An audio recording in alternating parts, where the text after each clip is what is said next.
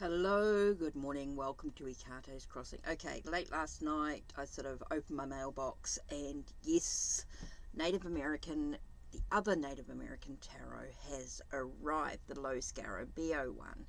Now you know that I've got the US Games one, but this is Low Scarabeo. Okay, so it comes in a tuck box, of course. Okay, so I'm going to need a bag for this one. Okay, so it comes with a little white book with the different languages, of course. It does go into quite a little bit of detail about each card. Now you've got the major arcana, which of course are the deities.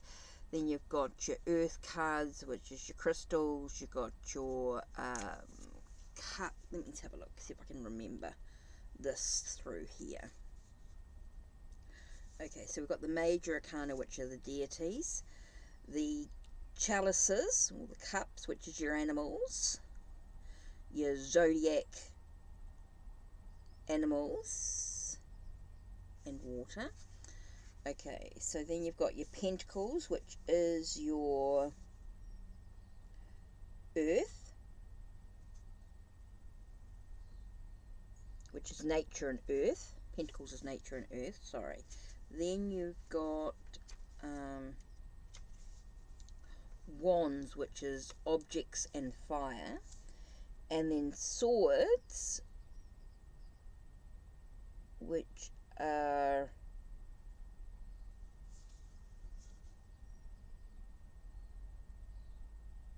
animals and air.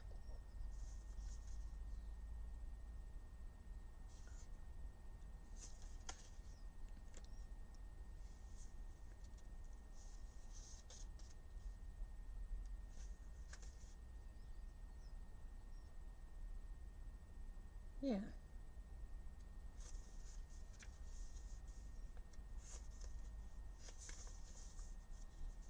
Okay, so yeah, and then it does have a sort of a spread in there as well. Oh, and it does have 2 extra cards: the Celestial Parents, Father Sky, and Mother Earth, of course. Okay, so let's have a look at the images that we've got here, starting with the full.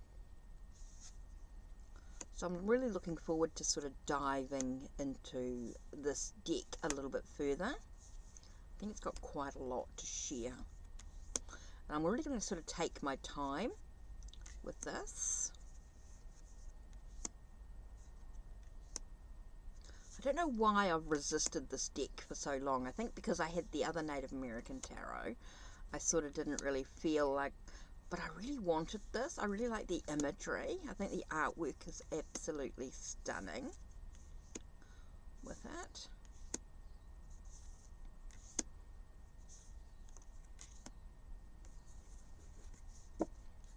I do really want a lot of, I love working with Native American energy.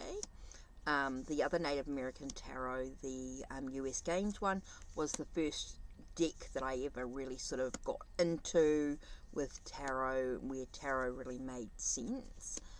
And so I'm really looking forward to sort of diving into this artwork.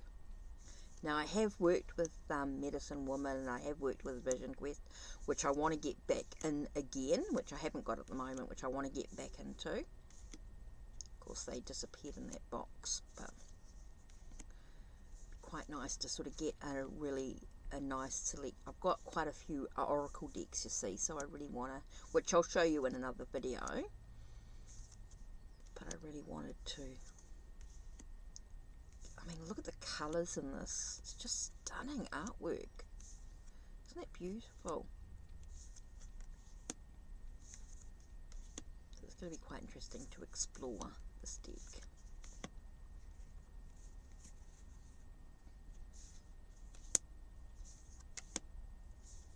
And I think the little white book's going to be quite good for the personal study. Like, it's not something I would use, like I don't need to use if I'm just doing a personal, a reading for someone else. But when you start sort of studying a deck, it's quite nice to sort of dive into what the creator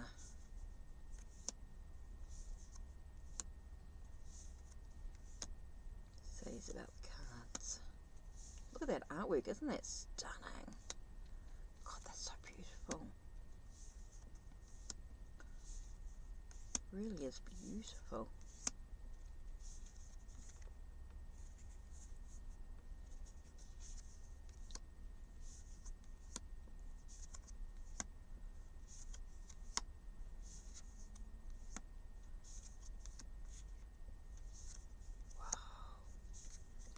Very low Scarabeo. They are a little bit slippery to begin with.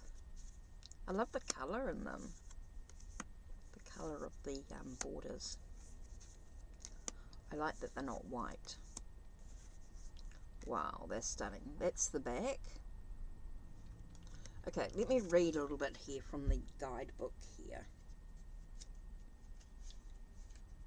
Native American Tarot. Let me just read this little bit here.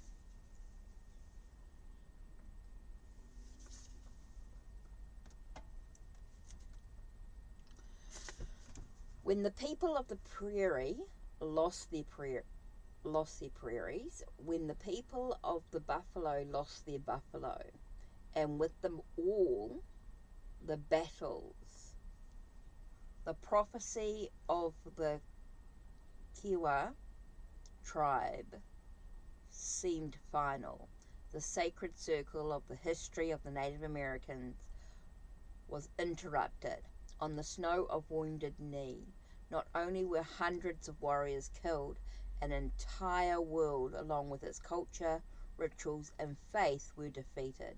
And yet, many years after that night, increasing interest and respect for the Native American civilization leads to the thought that was the wound inflicted on the circle at that time is now slowly healing.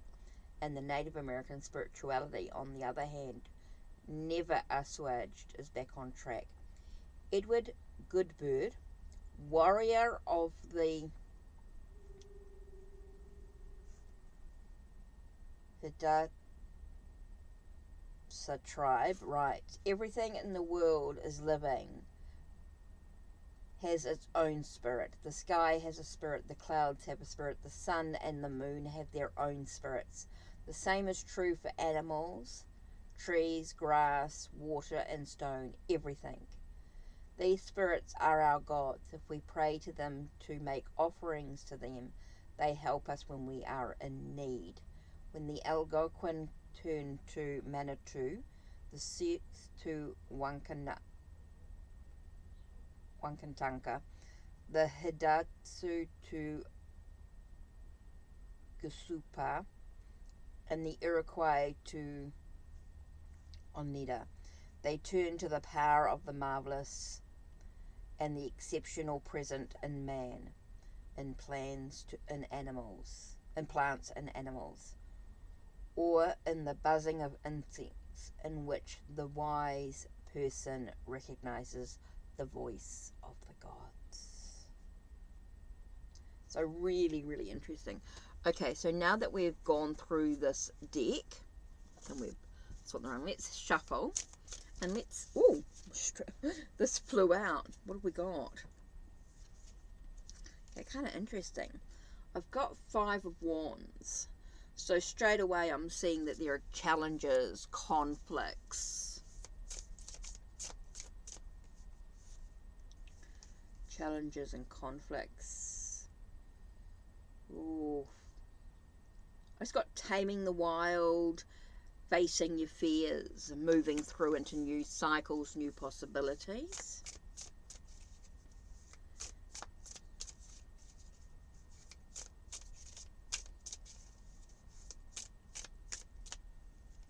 Kind of interesting.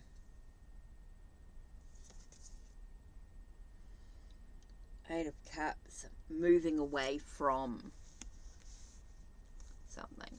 So here it feels like you've got this conflict, you've got these challenges going on within oneself. I feel like it's a very personal thing. And so it's important to look at what are we afraid of and what do we need to actually walk away from. Ooh, kind of interesting there. Kind of interesting. But what I want to have a look at is the moon. Let's have a look and see what it says about the moon card here.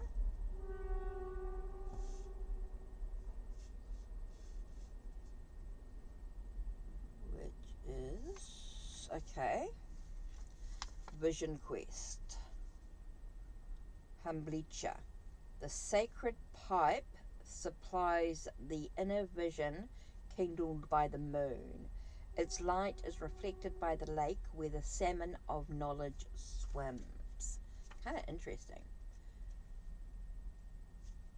Now remember, I wanted to share with you that because it's not about the keywords of what the cards actually mean. This, I feel like it doesn't really give you what it means, but it does give you something to reflect on in regards to the card itself. So we've got 5 of wands, 5 of batons, 5 of wands, and okay, medicine bag, wasuken, a collection of amulets, objects found by chance, stones, roots and berries, enclosed in a sewn leather bag that is worn around the neck in contact with the skin in order to transmit its magical virtues. So yeah, it doesn't really give you any keywords, but it does talk about the images in the cards. Okay, the other one is 8 of chalices, wasn't it? Okay, it's the owl, of course, symbol of enlightenment and the ability to penetrate obscurity. It indicates to souls the road to the underworld that is called the land of the setting sun. So yeah, the guidebook really is not it doesn't give you meanings to the cards.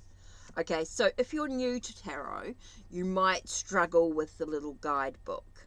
This is really just to talk about the cards themselves. So you really got to have some understanding of tarot to really work with this deck. I think once you've got an understanding of what tarot's about, then I mean the guidebook's great for sort of going into here. So you know this is the owl, this is the amulet, the amulet bag, the amulet, and then this is the sorry, what did I say the moon was? Now I've just gone blank for a second. Okay, and the moon was, Hambalicha, the vision quest. Okay, so this is the vision quest. So if you're looking at that, this is the amulet. So this is about protection, protecting oneself, if you like, a sense of protecting oneself as you search for wisdom, knowledge. Kind of interesting with the owl. Of wisdom, knowledge, not being deceived.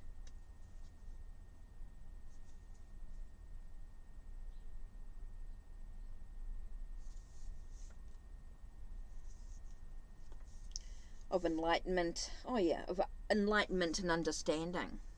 So so if you did it like that, if you did it with the guidebook and you're talking about the amulet, the vision quest, and the owl. So it does give you another layer. If you're talking about protecting oneself with the conflict and stuff going on, you've got this vision quest. You're searching for the answers, the unknown, as you move through a new cycle and you face your fears. And so you have this sense of enlightenment, this understanding, the wisdom gained, the knowledge gained through this story as you move forward, leaving behind the old. Kind of interesting there. Okay. So yeah, like I said, I definitely feel like this is quite an advanced, could be an advanced tarot deck. If you don't understand the basics of the tarot, the guidebook could be a little bit confusing, as like it said, it doesn't really give you keywords or anything like that. It just talks about the symbols of the cards. It just gives you those symbols, which is interesting. Definitely interesting, and does give you another way to look at the cards for sure. Okay, so that's it from me. Don't forget to check the links down below. Check the links on my channel. Like, subscribe, and ring the bell so you know when the next video will be uploaded. Take care.